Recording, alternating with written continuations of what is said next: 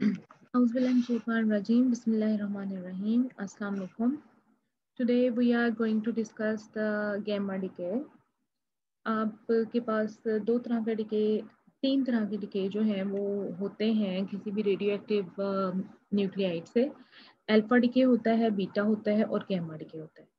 Alpha decay के बारे में हम पढ़ चुके हैं, उसकी प्रॉपर हमने थ्योरी भी पढ़ी कि किस तरीके से अल्फा पार्टिकल जो है किसी भी न्यूक्लियस में से इमिट होता है और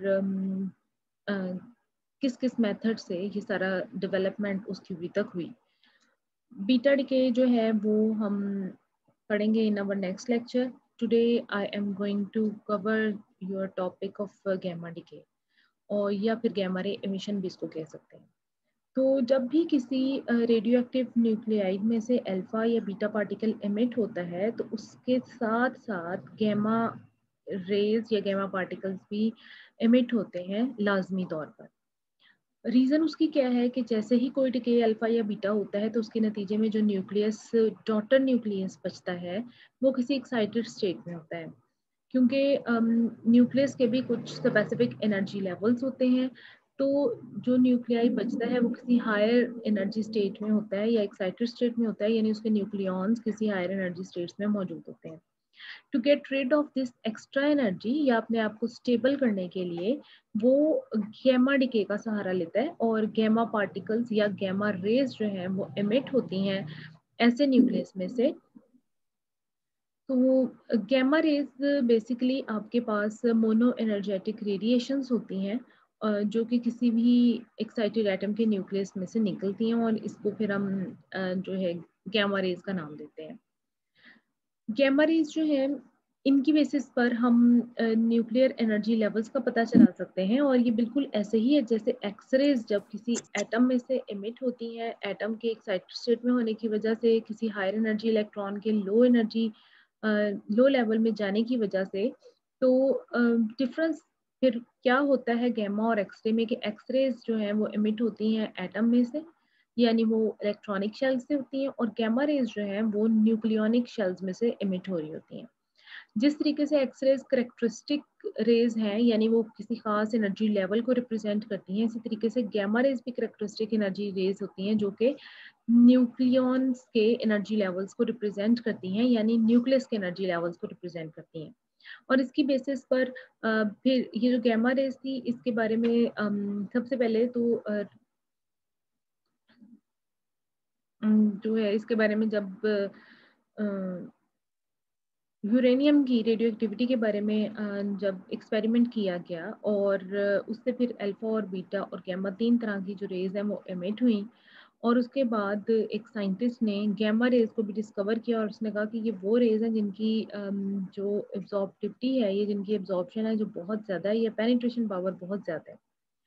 तो फर्दर इसके ऊपर एक्सपेरिमेंट्स किए गए कि जिस तरीके से एक्सरेज जो है वो डिफ्रैक्शन डायफ्रैक्शन एक्सपेरिमेंट उनका क्रिस्टल्स के जरिए हो जाता है और उनकी डायफ्रैक्शन को चेक किया जा सकता है, तो ऐसे ही गैमा रेज जो है इनका भी क्रिस्टल के जरिए डायफ्रैक्शन की जा सकती है, और उस डायफ्रैक्शन से ये पता चलाया गया कि ये रेज भी बिल्कुल इसी तरीके से बिहेव करती हैं जिस तरीके से एक्सरेज करती हैं, और जिस तरह एक्सरे की डायफ्रैक्शन जो है हमें किसी भी एटम का स्ट्रक्चर बता देती हैं, ऐसे ही गैमा रे की डायफ्रैक्शन किसी न्यूक्लियस के स्ट्रक्चर के बारे में बताती है। फर्दर आपके पास आमतौर पर क्या होता है कि जब हम कहते हैं कि कोई रेडियो न्यूक्लियाइड जो है ना किसी मेटास्टेबल स्टेट में है। अब मेटास्टेबल स्टेट क्या होती है, आपके पास जब कोई न्यूक्लियस दो तरह की स्टेट्स में हो सकता है। एक स्टेट होगी जो कि है ग्राउंड स्टेट, या जिसको आप स्टेबल स्टेट कहते हैं। एक स्टेट है जो है एक्साइटेड स्टेट, और एक स्टेट ऐसी स्टेट है जो एक्साइटेड है लेकिन उसका लाइफ टाइम किसी आम एक्साइटेड स्टेट से कम है। तो इस किस्म की स्टेट को हम मेटास्टेबल स्टेट कहते हैं। जो एक्साइटेड स्टेट्स हैं यूजुअली वो अनस्टेबल होती हैं, ये और उनका लाइफ टाइम बहुत शॉर्ट होता है, शॉर्ट लिव्ड होती हैं। लेकिन वो स्टेट्स जो अनस्टेबल हैं लेकिन वो शॉर्ट लिव्ड नहीं है, बल्कि उनका लाइफ टाइम जो है वो as compare to unstable states ज़्यादा है, उनको हम मेटास्टेबल स्टेट्स कहते हैं। इन मेटास्टेबल स्टेट्स में जब कोई न्यूक्लियाइड रहता है तो वो न्यूक्लियाइड बेसिकली बिहेव कर रहा होता है बिल्कुल एक स्टेबल न्यूक्लियाई की तरह। तो फिर हम मेटास्टेबल स्टेट में मौजूद रेडियो न्यूक्लियाइड को आइसोमर्स भी कह देते हैं, इनको न्यूक्लियर आइसोमर्स कहा जाता है। हाफ लाइफ जो आम एक्साइटेड स्टेट की है वो 10⁻⁻12 सेकंड होती है, जबकि एक मेटास्टेबल स्टेट की जो हाफ लाइफ है वो 10⁻⁻9 सेकंड होती है। ये किस फॉर्म में, जब आप एटॉमिक मेटास्टेबल स्टेट्स की बात करें। लेकिन in terms of nuclear metastable state इसकी जो हाफ लाइफ है वो कई 100 साल भी हो सकती है। इवन हमारे पास जैसे यहाँ पर टेक्नीशियम की बात की हुई है, तो मेटास्टेबल स्टेट को हम 99 से रिप्रेजेंट करते हैं, जिसका मतलब है कि ये आइसोमर है किसी टेक्नीशियम 99 का। जब एम आ जाता है तो मेटास्टेबल स्टेट है, और इसको फिर हम आइसोमर कहते हैं। आइसो का मतलब होता है सेम, और आइसोमर आपके पास हो जाएगा सेम तरह का। तो बिल्कुल ये टेक्नीशियम का आइसोमर है। इसी तरीके से और भी आइसोमर्स आपके पास मौजूद हैं। इवन आपके पास एक आइसोमर टेंटलम का है, जो कि तकरीबन 10⁻15 ईयर्स में उसमें से गैमा रे एमिट होती है और वो डिके होता है। तो इस तरह इसकी जो मेटास्टेबल स्टेट है वो बहुत ही ज्यादा देर तक के लिए कायम रहती है। ये लॉन्गेस्ट लिव्ड मेटास्टेबल स्टेट है। तो ये जो फिनोमेना है जिसमें आपके पास atoms, excited atoms normal atoms की तरह, या एक्साइटेड न्यूक्लियाई मेटास्टेबल स्टेट वाले न्यूक्लियाई नॉर्मल न्यूक्लियाई की तरह बिहेव करते हैं, तो इनको हम, इस फिनोमेना को न्यूक्लियर आइसोमेरिज्म कहते हैं। तो ये जो न्यूक्लियर आइसोमर्स हैं, मेटास्टेबल स्टेट्स, इवन हम खुद भी इनको कन्वर्ट कर सकते हैं न्यूक्लियर रिएक्शंस के जरिए किसी भी न्यूक्लियाई को मेटास्टेबल न्यूक्लियर आइसोमर की फॉर्म में। और ये नेचुरली भी बनते हैं और आर्टिफिशियली भी बनते हैं। नेचुरली ये बन जाते हैं न्यूक्लियर फ्यूजन प्रोसेस में, और आर्टिफिशियली इनको बनाया जा सकता है। इनको बनाने का पर्पस क्या होता है? पर्पस इनका सिर्फ यही है कि ये मेडिकल ट्रीटमेंट में इस्तेमाल होते हैं, यानी डायग्नोस्टिक और थेराप्यूटिक पर्पसेस के लिए।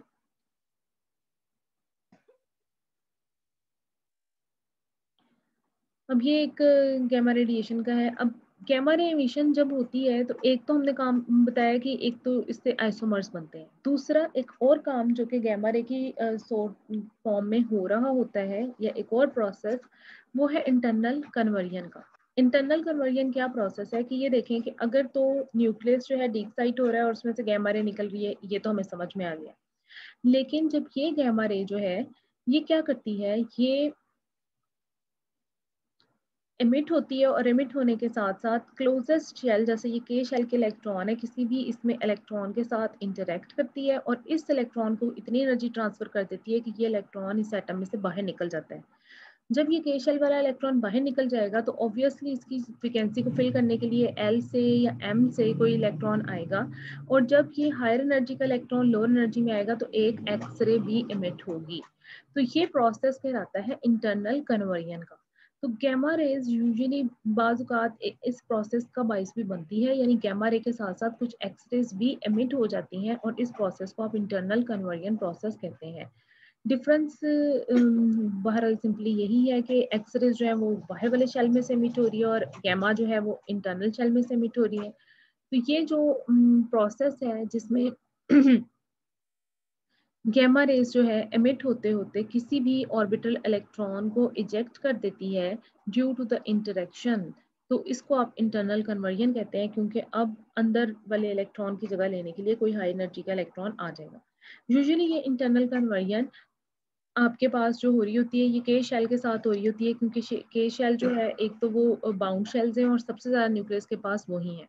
तो जो इलेक्ट्रॉन्स इसमें से एमिट होते हैं उनको आप ऑयर इलेक्ट्रॉन्स का नाम देते हैं, और उनकी एनर्जी जो है काइनेटिक एनर्जी बहुत स्मॉल होती है। वैसे ये जो इंटरनल कन्वर्जन है ये आपके पास एल एम किसी भी शेल के साथ हो सकती है, लेकिन आम तौर पर ये के शेल के साथ ही होती है, क्योंकि के शेल जो है this is the closest one with the nucleus. तो जो भी गैमा निकलेगी वो इस शेल के किसी भी इलेक्ट्रॉन के साथ इंटरेक्ट करेगी, और उस इलेक्ट्रॉन को बिल्कुल फोटो इलेक्ट्रिक इमिशन की तरह ये सारा फिनोमेना है। जैसे फोटो इलेक्ट्रिक इफेक्ट में होता है कि गैमा रेज आती हैं सरफेस पे मौजूद किसी भी मेटल सरफेस में, जो बाउंड इलेक्ट्रॉन्स हैं उनको निकाल देती हैं, और फिर क्या होता है कि ये इलेक्ट्रॉन्स करंट बन जाते हैं, और इसको हम फोटो इलेक्ट्रिक इफेक्ट कहते हैं। तो ऐसा ही फोटो इलेक्ट्रिक इफेक्ट किसी एक्साइटेड न्यूक्लियस की वजह से भी हो सकता है कि जब उसमें से गैमा डिके हो रहा है तो ये गैमा क्या करता है कि ये किसी भी बाउंडेड शेल के इलेक्ट्रॉन को, लेट से के इलेक्ट्रॉन को इमिट करवा देता है और फिर उसकी जगह लेने के लिए एल या एम में से इलेक्ट्रॉन्स आते हैं, और ये जब इलेक्ट्रॉन्स आते हैं तो एक्सरेज भी इमिट होती हैं। तो इस तरह के प्रोसेस में देखें आपके पास गैमा भी इमिट हो रही है, एक्सरे भी इमिट हो रही है और इलेक्ट्रॉन भी इमिट हो रहा है। तो बाज़ औक़ात ये होता है कि गैमा इमिट नहीं होगी, सिर्फ एक्सरे इमिट होगी, क्योंकि वो ये इलेक्ट्रॉन एब्जॉर्ब कर लेगा उस गैमा को और ये निकल जाएगा। और बाज़ औक़ात ये होगा कि कुछ एनर्जी इसने इस इलेक्ट्रॉन को दी है जिससे इलेक्ट्रॉन बाहर निकल गया है और रेस्ट ऑफ एनर्जी की जो गैमा है वो इमिट हो रही है। लेकिन ज़्यादातर क्या होगा कि ये जो इलेक्ट्रॉन है ये गैमा की एनर्जी को एब्जॉर्ब करेगा और यहाँ से फोटोइलेक्ट्रिक इफेक्ट परफॉर्म करते हुए बाहर निकल जाएगा। और फिर ये होगा कि कोई भी हाई एनर्जी का जो इलेक्ट्रॉन है वो इसकी जगह पर आएगा और इसमें से इमिट होगी एक्स रेज। तो इस प्रोसेस को हम इंटरनल कन्वर्जन कहेंगे और वो इलेक्ट्रॉन जो यहाँ से इमिट होगा उसको ऑयर इलेक्ट्रॉन कहेंगे और उसकी जो काइनेटिक एनर्जी है वो बहुत कम होगी। तो ये एक सिंपल सा हमारे पास एक चार्ट है कि किस किस किस्म के रेडियो एक्टिव डिकेज हो सकते हैं। अल्फा डिकेज हो सकते हैं, बीटा डिकेज हो सकते हैं, फिर उसमें पॉजिट्रॉन या इलेक्ट्रॉन कैप्चर, ये दोनों प्रोसेस पॉसिबल है। और फिर हमारे पास गैमा है। गैमा में ना तो कोई एटॉमिक नंबर चेंज हो रहा है, ना कोई एटॉमिक मास चेंज हो रहा है, सिर्फ और सिर्फ उसकी जो एक्स्ट्रा एनर्जी है वो इमिट हो रही है। और नेक्स्ट प्रोसेस है इंटरनल कन्वर्जन का, जिसमें ये आपके पास जो गैमा है ये ऑर्बिटल इलेक्ट्रॉन्स को इजेक्ट करवा देती है और उसके नतीजे में करेक्टरिस्टिक एक्सरेज इमिट होती है और साथ में ऑयर इलेक्ट्रॉन्स इमिट होते हैं। और दूसरा इसमें हमने जो बात की है वो हमने बात की है फिनोमेना ऑफ आइसोमेरिज्म की। आइसोमेरिज्म क्या है कि आइसोमेरिज्म की फॉर्म में आपके पास बेसिकली वो गैमा एक्साइटेड न्यूक्लियाइज जो आपके पास जिनका हाफ लाइफ जो है वो as compare to other excited nuclei ज़्यादा होगी, यानी वो किसी मेटास्टेबल स्टेट में रहेगा। तो इस किस्म का जो न्यूक्लियाइड होगा उसको हम आइसोमर कहेंगे। और आइसोमर्स यूजुअली जो है गैमा के ज़रिए ही डिके होते हैं। और आपके पास ये मेटास्टेबल स्टेट वाले जो आइसोमर्स हैं इसमें सबसे ज़्यादा जो लॉन्गेस्ट लिव्ड आइसोमर है वो आपके पास टेंटलम है, जो कि 10 की पावर 15 ईयर्स में डिके होता है। अब ये जो आइसोमर्स हैं इनको आप आर्टिफिशियली भी बना सकते हैं और नेचुरली भी बनते हैं। नेचुरली ये न्यूक्लियर फ्यूजन से बनते हैं, आर्टिफिशियली हम इनको किसी भी तरीके से बना लेते हैं। और ये जो आपके पास जब आपके पास आइसोमर्स जो हैं ये गैमा सोर्स की तरह बिहेव करते हैं और गैमा सोर्स के तौर पर हम इनको यूज कर सकते हैं इन मेडिकल प्रोसीजर्स और इसके अलावा गैमा रे लेजर्स वगैरह में।